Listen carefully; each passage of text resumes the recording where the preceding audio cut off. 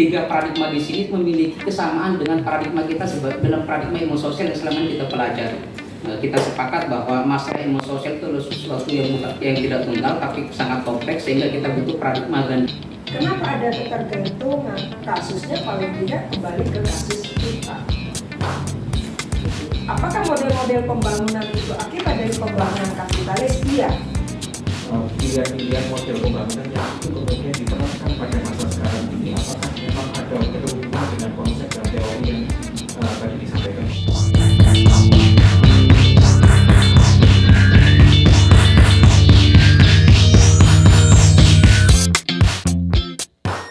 Sebelum periode pembangunan modern dimulai, terutama di era abad pertengahan.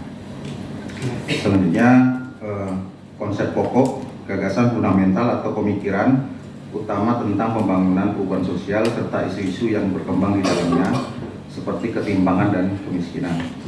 Ada beberapa tokoh utama sebagai pemikir yang memiliki kontribusi besar dalam diskursus pembangunan perubahan sosial, antara lain Rostow dan Max Weber dalam teori modernisasi, di mana dalam teori modernisasi Rostow mengumpulkan bahwa pembangunan ekonomi suatu bangsa melalui 5 tahap pertumbuhan yang linear dan progresif, diantaranya masyarakat tradisional, prasyarat lepas landas, selanjutnya lepas organisasi pemikiran yang realistis, efisien serta teratur.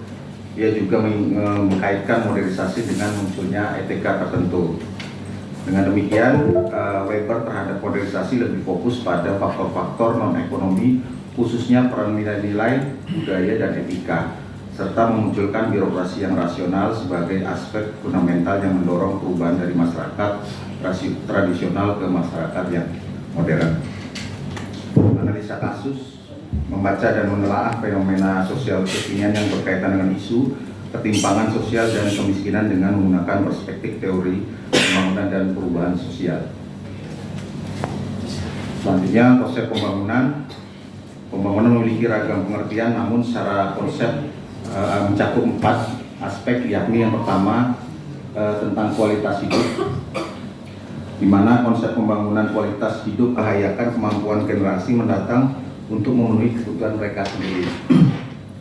Di dalam konsep yang kedua ini adalah berkesinambungan, di mana pembangunan dilakukan tanpa mengorbankan generasi selanjutnya.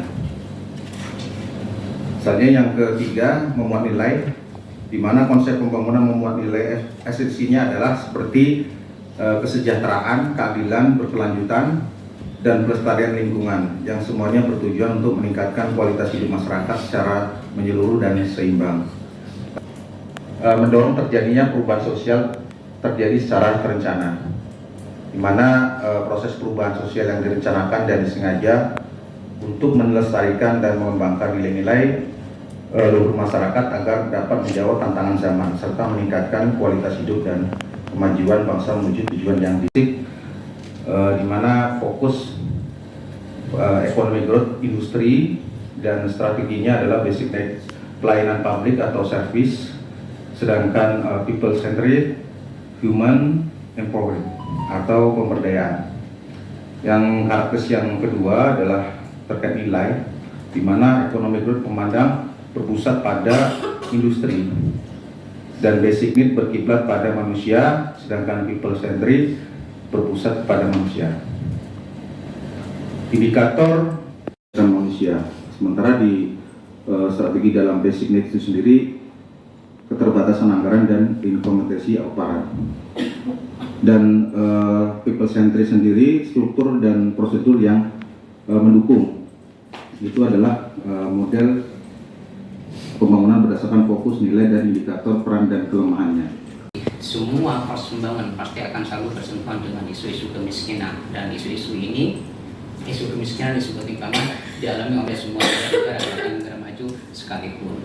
Dan itulah mengapa mungkin kita beberapa kalangan ilmuwan sosial berasumsi bahwa jangan-jangan isu kemiskinan dan ketimpangan itu merupakan sebuah keniscayaan gitu ya.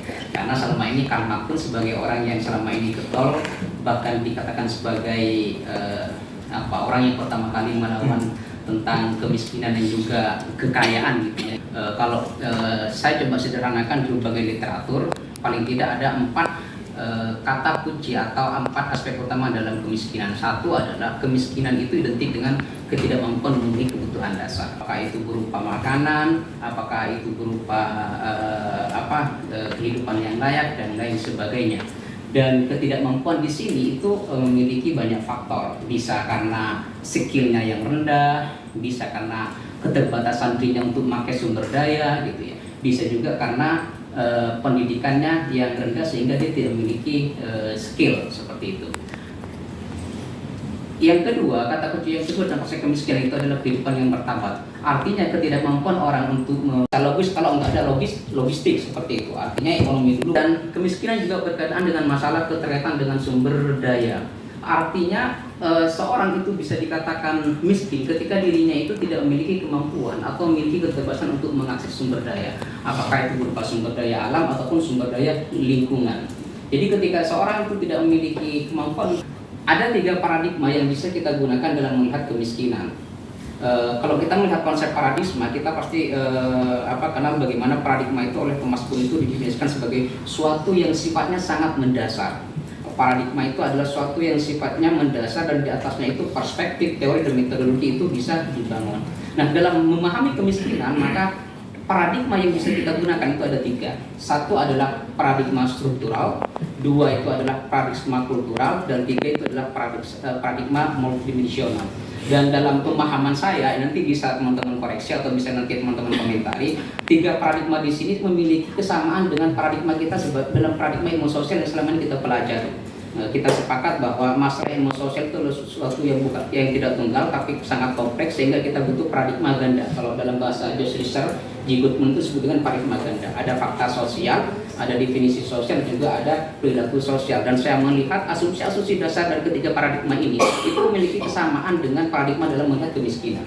Yang pertama itu adalah paradigma struktural. Asumsi dasarnya bahwa kemiskinan itu disebabkan oleh struktur-struktur sosial. Konsep struktur sosial di sini kalau kita definisikan itu adalah sebagai lembaga-lembaga pokok atau lembaga-lembaga inti yang ada di dalam diri masyarakat. Lembaga paling kecil, paling sederhana itu adalah keluarga. Di atasnya ada lembaga politik, lembaga pendidikan, dan lembaga budaya. Artinya kemiskinan dalam perspektif paradigma struktural itu terjadi karena salah satu dari lembaga ini tidak bisa menjalankan fungsinya, misal fungsi politik. Seperti kasus yang baru-baru terjadi di Indonesia seperti itu. Ketika salah satu struktur politik, salah satu struktur ada benar-benar secara historis bisa dilacak karena ada revolusi industri, pencerahan dan lain-lain. Di negara-negara di luar itu tidak pernah ada. Mereka hanya dikasih platform, dikasih contoh, dikasih model. Ternyata hasilnya tidak sama. Nah, ini yang harus Anda kritik. Kenapa ada ketergantungan? Kasusnya paling tidak kembali ke kasus kita. Apakah model-model pembangunan itu akibat dari pembangunan kapitalis? Iya. Karena mereka sepakat dari awal, ya, teori modernisasi adalah berkiblat ke barat. Ya, yang punya cikal bakal teori-teori revolusi, teori-teori revolusi teknologi. Jadi di sini juga tadi bisa dijelaskan kenapa Jawa lebih maju daripada luar Jawa. Kenapa kota lebih maju daripada desa. Kalau kita bicara tentang kemiskinan itu paling tidak saya mengikuti dari apa yang sudah ditulis oleh Prof. Bagong Suyanto ya, Robert Chambers itu. Dia fokus di pedesaan dan pembangunan di pedesaan itu akan terus-menerus menjadi fokus dari pembangunan nasional karena orang-orang di desa itu banyak mengalami kerentanan. Definisi rentan ini yang menghantarkan orang-orang desa tidak bisa keluar dari jaring-jaring kemiskinan. Mohon itu dibahas. Profesor IPB itu ya, Profesor IPB karena konsumsi kita adalah beras, bukan income, bukan industrialisasi. Karena upah buruh di mana di Indonesia itu rendah. Ya seperti itu. Lalu saya kasih contoh lagi, misalnya teori Marxis dan neo-Marxis misalnya, dia detailnya apa ketika menjelaskan perubahan dan pembangunan sosial, dia punya proposisi pembangunan dibentuk oleh relasi kelas dan moda produksi. Lalu ada yang menarik tadi ngambil contoh Singapura. Singapura jelas daerahnya kecil, ya paling enggak nggak sebesar Jawa Timur lah awalnya ya ketika Singapura didirikan. Kedua, dia dijajah oleh Inggris.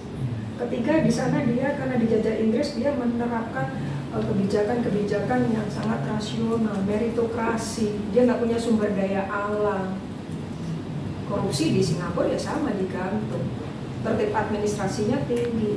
Di kita, negara dunia ketiga, dijajah dengan nilai-nilai kebodohan, dijajah dengan nilai-nilai pamrih praja. Ini menyebabkan munculnya kebudayaan atau budaya pelayanan yang bukan meritokrasi. Itu saya sepertinya tidak menangkap apakah ada teori feminisme yang kemudian digunakan untuk memotret itu. Makanya tadi ketika Bu Aminah menyampaikan tentang perempuan, yaitu itu yang kemudian juga ingin saya tanyakan, karena terutama dalam negara-negara yang kemudian berkembang itu membicarakan soal pembangunan, ketimpangan dan kemiskinan itu kan sangat tidak relevan kalau kita tidak mengkaitkan dengan perempuan, ya. Karena faktanya bahwa yang rentan terhadap kemiskinan itu adalah perempuan, meskipun sebenarnya jumlah buruh paling banyak itu adalah perempuan. Kemudian kan dari segala faktor, perempuan kan menjadi subjek yang memang itu mengalami ketidaksetaraan ya, entah dalam akses sumber daya, entah dalam pendidikan, entah dalam kekuasaan, bahkan distribusi ekonomi begitu. Ya. Nah, ini yang saya kira, saya tidak tahu tadi apakah sudah masuk feminisme itu digunakan untuk memotret realitas tentang pembangunan, kemiskinan dan ketimpangan. Tapi kalau kemudian belum, saya kira kok itu perlu untuk kemudian dimasukkan. Salah satu proposisi dari feminisme itu kan adalah bahwa yang terkait dengan pembangunan, bahwa pembangunan itu hanya akan tercapai apabila kesetaraan terhadap gender itu sudah berhasil atau sudah bisa dilakukan ya oleh suatu masyarakat atau melalui kebijakan negara. Itu saja. Terima kasih. Bantuan sosial yang itu dimiliki, yang itu menjadi sebuah program yang dimiliki oleh Indonesia, terutama dalam kasus Indonesia. Selama ini Indonesia itu selalu menggunakan model-model semacam bantuan sosial apapun itu bentuknya, mulai dari PKH, bantuan sosial dalam bentuk raskin dan seterusnya, beras. Itu yang dilakukan kemudian oleh pemerintah sejak zaman mungkin masa Orde Baru sampai mungkin pada masa sekarang. Nah, yang saya tanyakan adalah bagaimana sebenarnya relevansi dari konsep yang Anda sampaikan tadi di depan dengan kemudian keterhubungan dengan pilihan-pilihan model pembangunan yang itu kemudian diterapkan pada masa sekarang ini, apakah memang ada keterhubungan dengan konsep dan teori yang tadi disampaikan?